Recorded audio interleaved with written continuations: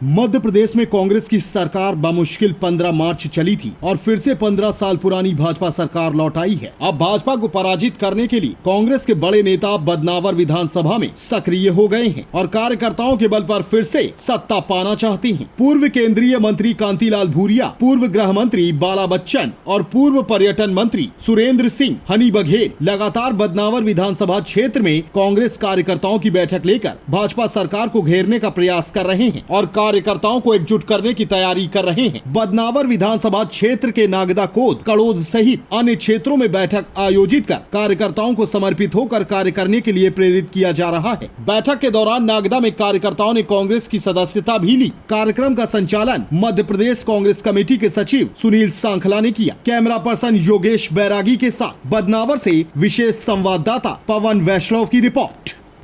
मध्य प्रदेश में होने वाले 24 विधानसभा उपचुनाव को लेकर कांग्रेस भाजपा दोनों ही दल सक्रियता के साथ जुट गए हैं। जहां एक और गत दिनों भाजपा के राष्ट्रीय महासचिव कैलाश विजयवर्गीय बदनावर क्षेत्र के दौरे पर थे, तो अब कांग्रेस के बड़े नेता भी बदनावर विधानसभा क्षेत्र में सक्रिय हो गए हैं। कांग्रेस के पूर्व केंद्रीय मंत्री रहे कांतिलाल भूरिया, पूर्व गृह मंत्री बाला बच्चन, पूर्व पर्यटन मंत्री सुरेंद्र सिंह हनी बघेल सहित कांग्रेस के बड़े नेता क्षेत्र में सक्रिय होकर एकजुट होकर कार्य करने के लिए तैयार हो गए हैं और कार्यकर्ताओं में उत्साह भरने की तैयारी कर रहे हैं। आपको बता दें कि यहाँ के विधायक रहे राजवर्धन सिंह दत्तीगांव एक कद्दावर नेता माने जाते हैं और उनको पराजित करने के लिए कांग्रेस एकजुट होकर यह निर्णय कर रही है कि हम यहाँ से एकजुट होकर राजवर्धन सिंह दत्तीगांव के सामने किसी ऐसे प्रत्याशी को उतारेंगे जो कि उन्हें पराजित कर सके। ये तो आने वाला समय ही बता पाएगा कि कांग्रेस का ऐसा कौन उम्मीदवार होगा जो यहाँ के कद्दावर नेता को पराजित कर सके। संबोधन के लिए आमंत्रित करता हूं। सभी को लोग आए थे भारतीय जनता पार्टी के वो सुटकेस लेने के आए थे, ये ले लो वो ले लो, पार्टी भगाया, हमारे मुकेश ने भगाया, हमारे प्रताप ने भगाया। के पास तो खबर है कि रिश्ते की कहा है ना, ये तो तुमको उनके काम के मारे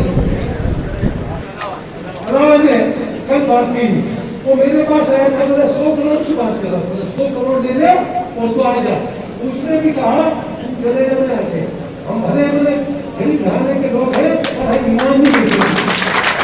उन्होंने कहा हम ईमान नहीं बेचेंगे, हम जिस पार्टी से जीत के आए हैं उस पार्टी के हम भला कार्यकर्ता है और रहेंगे, हम बिजली वाले बेचेंगे है। और 100 करोड़ के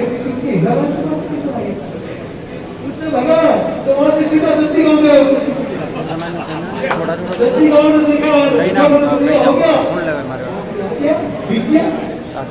तो ऐसे तो बिका तो बिके। अब कांग्रेस में बिकने वाले कोई नहीं है।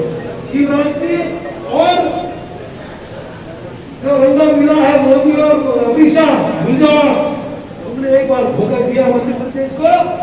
अच्छी भारी सरकार चल रही थी और उनका जब पता लगा 15 साल का जो पाप अब निकलने वाला है, शिवराज तो घबराहट सबको ही 15 साल के अरबों रुपये निकाल लिए और वो लोगों को सरकारी गिराए। राजस्थान में ये पैसा लेके बहुत भगा, आपकी मतलब गोवा में सरकार गिराए, मणिपुर में सरकार गिराए और ऐसे करके हम मध्य प्रदेश की गिराए और राजस्थान की गए वहां से भाग। तो ये लोकतंत्र के हत्यारे लोग हैं। जब उनको पब्लिक चाकरी में चुनी सरकार को खरीद के फिर के और अपना पूरा प्रदेश का अपना सारा विकास ठप करके सारा पैसा खाने का काम ये बीजेपी करती है। विकास से कोई लेना नहीं रहेगी उनको एक बार सरकार में आ जाए फिर कागज पर योजना बनाओ, पैसा निकाल के अड़क जाओ। ये भारतीय जनता पार्टी का हाथ है कि राम नाम जपना और आया रखना। भाजपा वाले राम नाम जपने इसे बहुत बड़े भक्ति समझते हैं। वो अपने भगवान को दुपट्टा डाल देंगे, सीधे कर लेंगे, चोटी बढ़ा लेंगे, सब खेल कर लेंगे और फिर लूटने का काम करते हैं। ये भारतीय जनता पार्टी है। इसलिए आपको इस बात को समझना है कि आज सबने कहा है हो गया कि आप लोग सब एकजुट हो गए।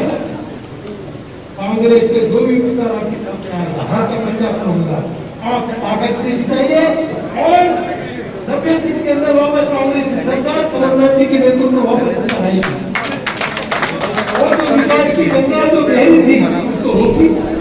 शिवराज ने व्यापक सर कितने घोटाले की जांच शुरू होगी कि घोटाला है। उन्होंने खेती बचाओ योजना में बड़ा आपको पैसा घपला किया। उन्होंने कई तरह किसानों की जो पैसा था किसानों का समर्थन मूल्य का और जो भी वो पैसा भी सब खाएगा ये सारी भ्रष्ट भारत के उन्होंने सरकार गिराई। ये तो भारतीय जनता पार्टी का पूरा चेहरा बेनकाब हो जाता है। ये 15 साल की सारे पाप निकलते ने और इस डर के मारे सरकार को गिराई। और सब अपना अपना क्षेत्र आप जमा के रखिए और एक एक बूथ को आप पकड़ के रखिए। बूथ चुनाव समिति बूथ चुनाव समिति बनानी है तो उनका यही काम बूथ का एरिया उसी में काम करें और अपना 15 कमेटी बना दो। एक पद में 30 वोटर्स देते 30 वोटर को ही 15 कमेटी से 30 वोटर को ही चेक करें। ज्यादा से नीचे स्तर पर हाफ 15 कमेटी बना दो ताकि वो 15 लोगों को